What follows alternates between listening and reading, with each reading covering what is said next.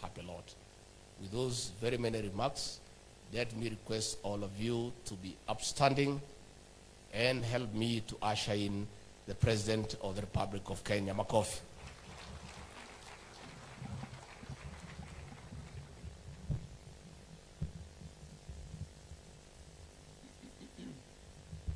Thank you very much, Mr. Deputy President. Please, let's take our seats.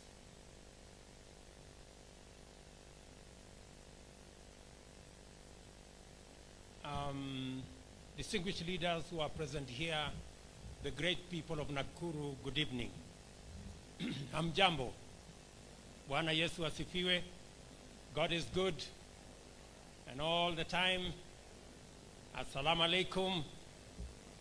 Asanteni sana.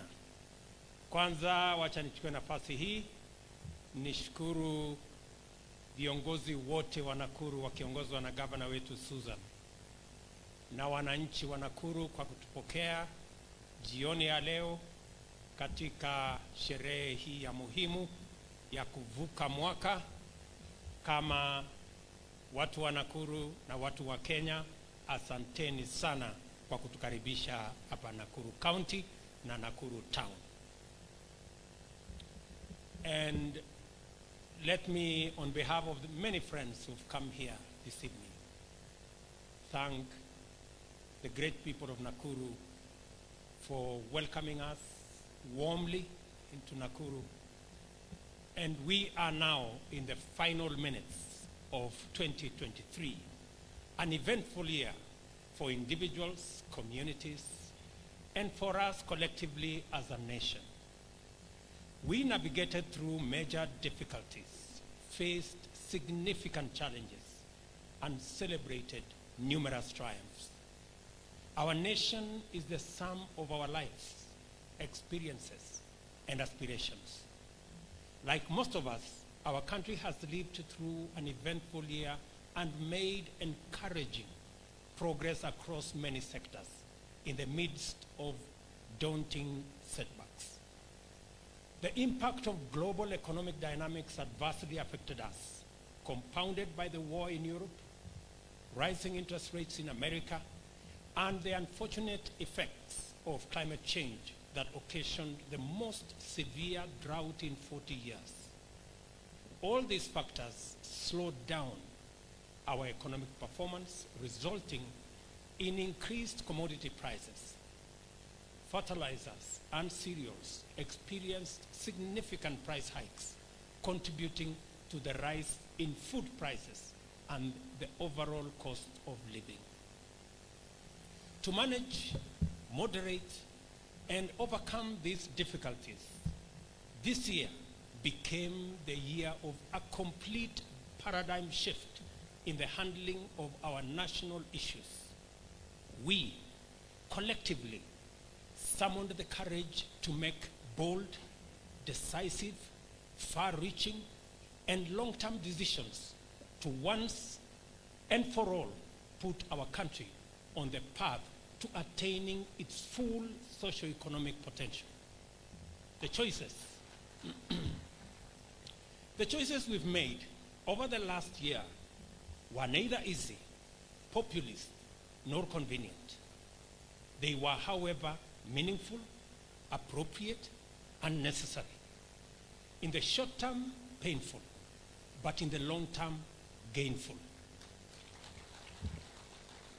2023 is the year we decided to stop wastage and extravagance, instead opting to live within our means.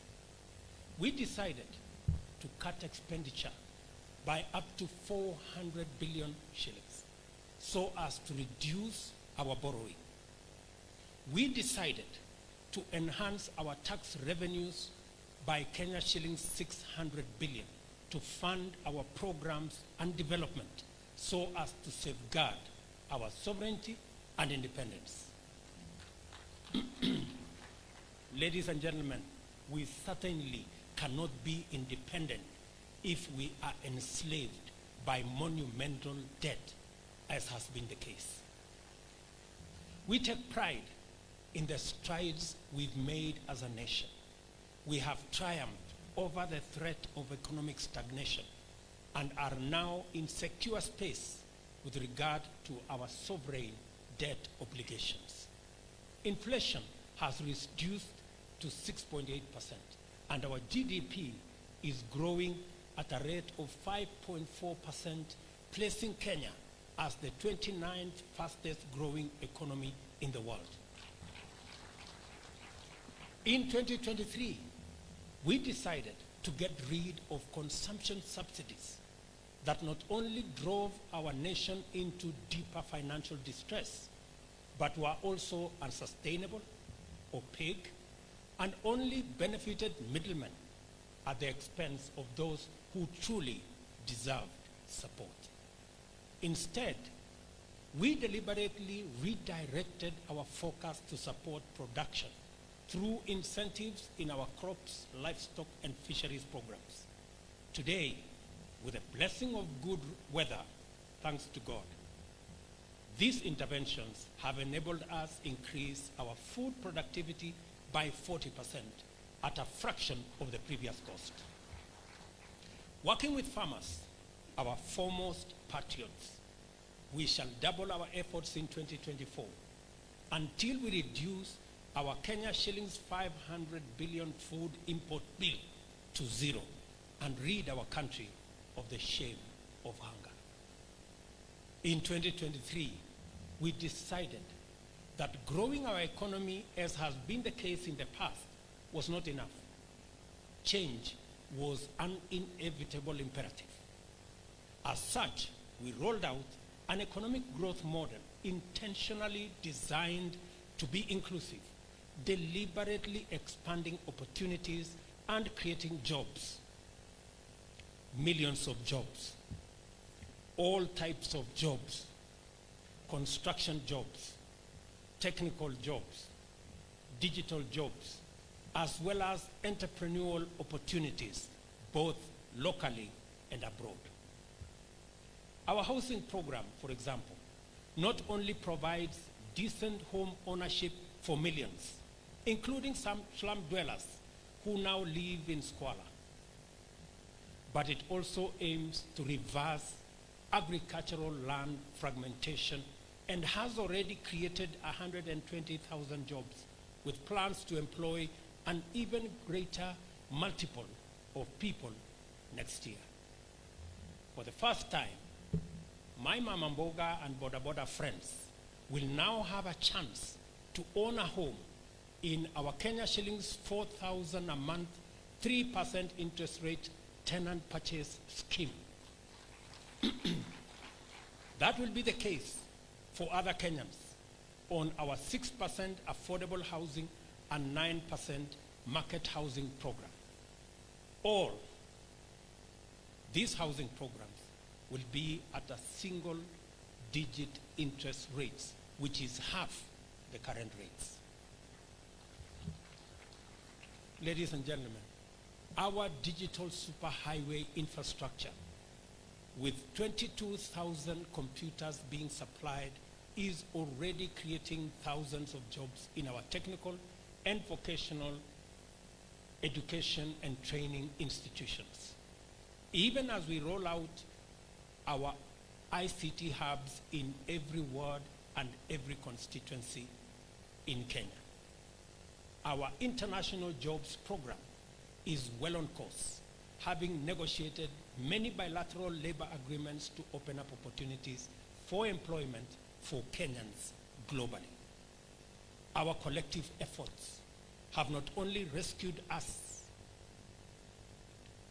from economic paralysis, but propelled us towards a brighter future. We navigated complex debt situations, accelerated economic progress, and invested significantly in our human capital. Recognizing the pivotal role of education, we increased allocation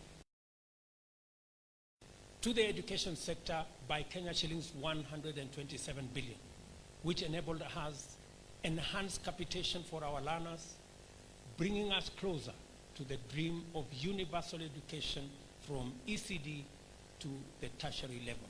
We also employed 56,000 teachers to improve access to quality education throughout Kenya. We have equally made immense progress in promoting financial inclusion and dignity of Kenyans at the lower economic echelons. The Hustler Fund and the NSSF new contribution model exemplify our dedication to inclusive growth, financial well-being, and social security for all Kenyans. We have made affordable credit available to millions of Kenyans who for years were alienated and underserved by financial institutions.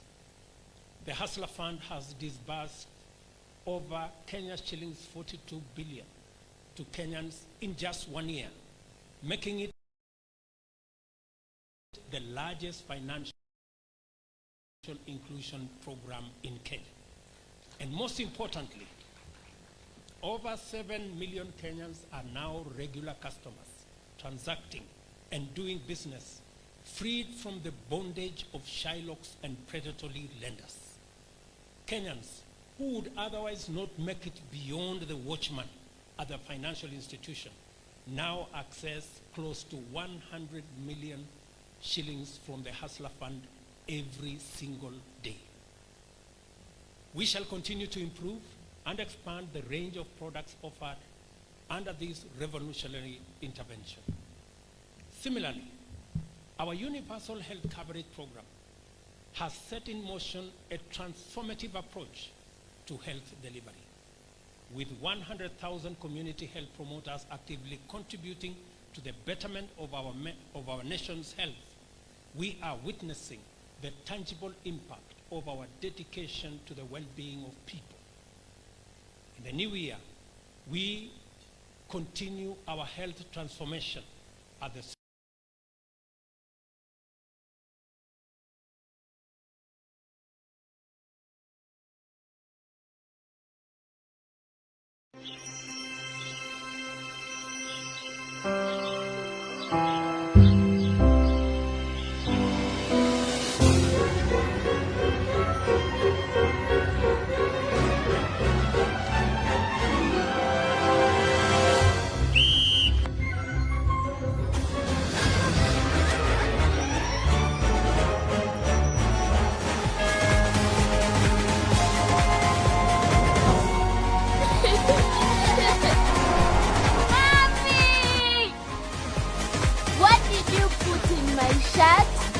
of lavender and the world of freshness. Wash your clothes with Toss Lavender to leave your clothes with a lasting, irresistible freshness. Huku juu kwangu mlimani, juu kwangu huku mlimani, uwe huku nami nitakupa mbao za mawe, mimi nitakupa mbao za mawe, na ile sheria na hiyo sheria na hiyo amri niliyoandika. Ninasema na hiyo amri niliyoandika. Nani mwandishi? Mungu mwenyewe akamwambia Musa, njoo huku nikupe mbao mbili za mawe na sheria na ile amri niliyoiandika. Leo naomba